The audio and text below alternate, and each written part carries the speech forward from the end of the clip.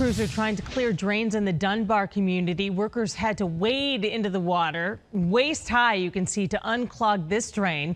Last night at 11, we spoke with neighbors who were concerned about flooding on their streets.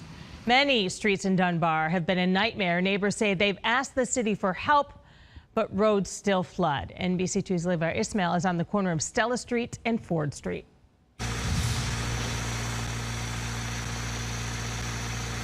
Now we're on the only street that is still left closed. Right over here, you can see this whirlpool has been working overtime this entire morning, still standing water on swales just like this.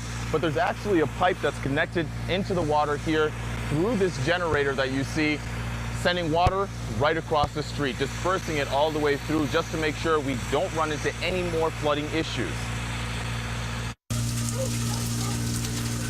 There are just some things you get used to in Florida. Sometimes I can just get through it, but when it's this bad, like this was unexpected for me. At grandmother's house, Jade Kent only expected a short visit. Yeah, about that. I told him I'm stuck, so yeah. And the car is low. I can't. Just outside her door,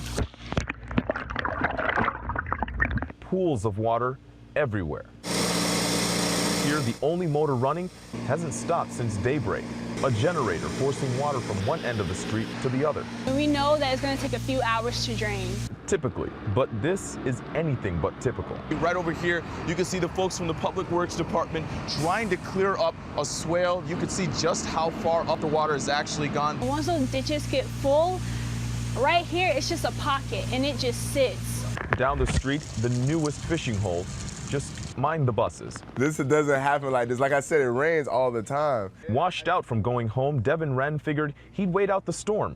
Hours later, roads are still closed. This is a big problem for us because this is where we travel through every day. This is how how we get around. Grass clippings, plastic, and anything you can imagine clogs the only way out for water before it becomes problematic.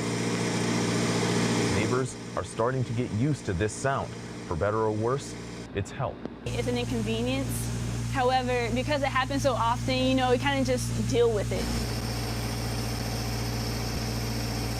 Now here's something that we've been keeping our eyes on. This water has actually been washing out some of the gravel right over here and some of this pavement. Now, as you can see, right on the opposite side of that, this is actually what neighbors have told me happened in the past. The City Works Department actually had to come in and try and build up that area because the road actually sunk in. Now, we've been keeping an eye on this, and we're definitely going to get a hold of the Public Works Department to see if they can do anything about this, because right now this has been an ongoing issue since we first got out here.